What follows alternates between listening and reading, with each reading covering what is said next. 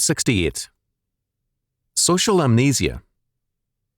Chalcedon Position Paper number 153, July 1992. It was, I believe, Betirim Sorokin who, years ago, warned people of the growing social amnesia, the loss of the past, and the growing ignorance of the foundations of our civilization. I was reminded of this recently as I listened to the comments in the media by black and white leaders with respect to the rioting and looting that erupted first in Los Angeles over the Rodney King case. The problem of social amnesia is compounded by the deliberate amnesia of much of the media. Consider, for example, the facts that Llewellyn H. Rockwell Jr. called attention to in his opposing view in the April 23, 1992 edition of USA Today.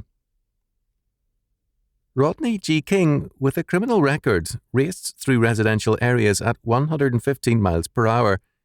When finally stopped, Rockwell reported, "The muscular 250-pound perpetrator danced maniacally, made sexual advances toward a policewoman, and refused to do as he was told."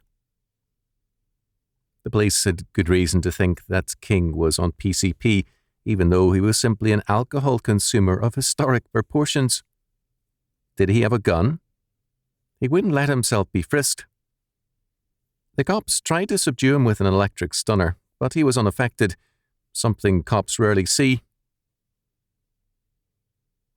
The facts and more were available to Governor Pete Wilson and President George Bush, as well as to the media and to politicians. Virtually all chose to make politically correct statements and to disregard the very clear evidence presented at the trial. This is a deliberate amnesia, and it is very prevalent. Deliberate amnesia leads to social amnesia on a massive scale. People have no real past because it has been supplanted by fiction. Consider, for example, this statement by Lawrence M. Mead in the New Politics of Poverty, 1992, that in the Depression of the 1930s there was no problem among blacks because they were ready to work, and they were ready to take lowest wages. Pages 32 and 33. Today, most immigrants get work on their first day in the United States. Pages 91 following. In the 1930s, there was a discrimination against the blacks that no longer exists, but there was also a different character. Our history is being rewritten. Social amnesia is a loss of the past. Amnesia is a loss of memory. It reduces a man to a mindless state because he remembers nothing and does not know who he is. This is what is happening to mankind today, especially to Western man.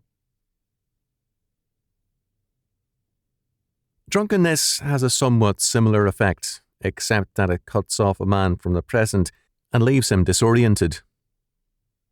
People today, by their false thinking, have cut themselves off from the past and the present, and therefore from the future.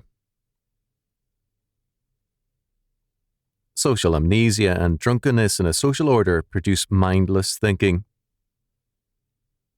In a May 1992 letter to pro-lifers, Phyllis Schlafly quoted a woman leader in a Republican pro-abortion group who argued thus, "What about natural rock formations that look like people?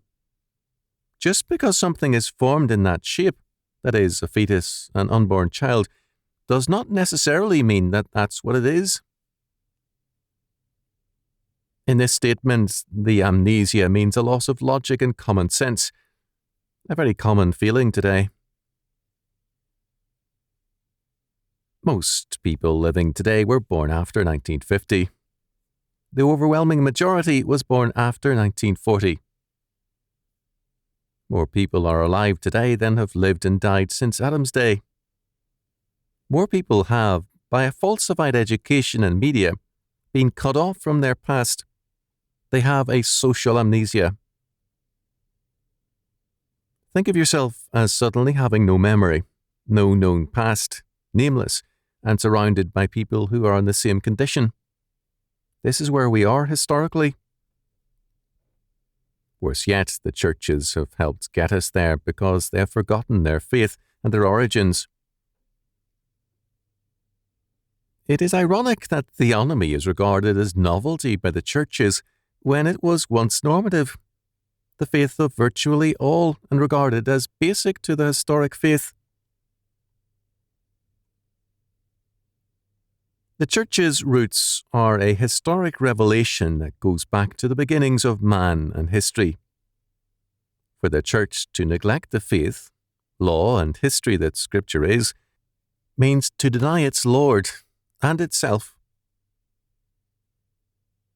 The amount of instruction in the Bible, as against about the Bible, is very low in most seminaries.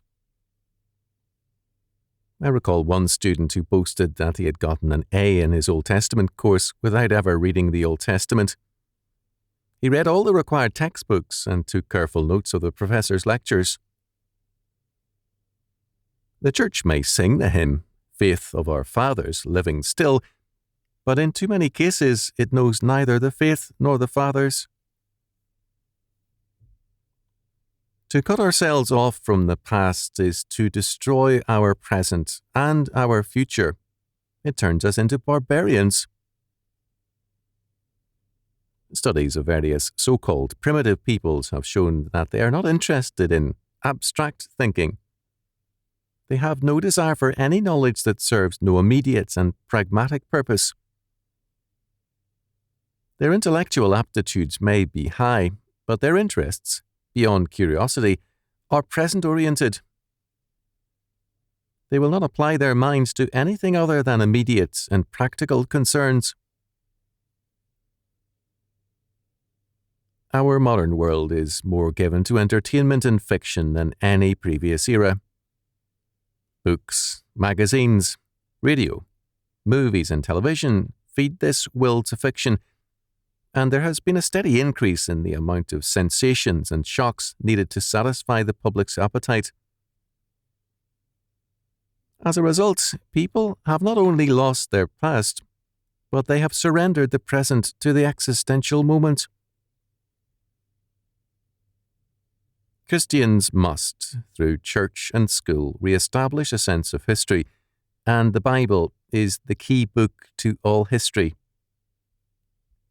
Christians must see their calling as one of redeeming the time. Ephesians chapter 5 verse 16, Colossians chapter 4 verse 5.